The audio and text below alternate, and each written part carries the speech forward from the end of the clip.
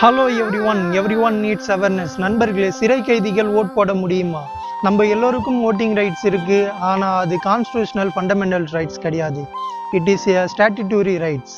Indian constitution article 326 என்ன சொல்லுதுன்னா, இந்திய குடிமக்கள் ஒவ்வொருவரும் 18 வயது நிரம்பிய அனைவரும் சாதி, மதம், மொழி மற்றும் பொருளாதாரம் ஆகியவற்றின் பாகுபாடுகள் இன்றி ஓட்டு போட உரிமை உள்ளதுன்னு சொல்லுது. அதே ஆர்டிகல் 326 என்ன சொல்லுதுன்னா, குற்ற செயல்களில் ஈடுபட்டு தண்டனை பெற்றவர்கள், தேர்தல் முறைகேடுகளில் ஈடுபட்டவர்களுக்கு வாக்கு செலுத்த உரிமை கிடையாதுன்னு சொல்லுது.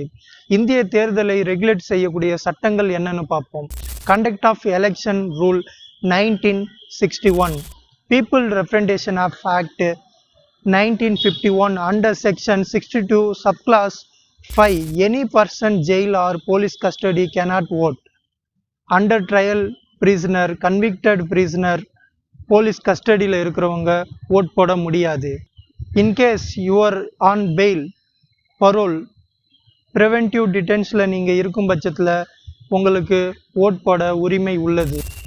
Anukul Chandra Pradhan versus Union of India 1997, Supreme Court சொன்னது என்னன்னா, ரெஸ்ட்ரிக்ஷன் வேலிட் தான், ஆனால் லா அண்ட் ஆர்டரை மெயின்டைன் பண்ணி அலோவ் பண்ணிக்கலாம்னு சொன்னாங்க. சிம்பிளா புரிஞ்சுக்கணும்னா, ஜெயிலில் இருந்தா ஓட் கிடையாது, பெயிலில் இருந்தா ஓட் போட முடியும்.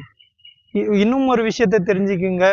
கனடா, ஸ்வீடன், நார்வே போன்ற நாடுகளில் சிறை கைதிகளுக்கு ஓட்டு போட உரிமை கொடுக்குறாங்க.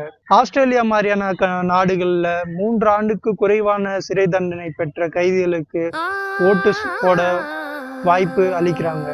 நம்ம நாட்டிலையும் அந்த மாதிரி ஓட்டு போட உரிமை கொடுக்கலாமா கொடுக்க கூடாதான்றத கமெண்ட்ல தெரிவிங்க. நன்றி.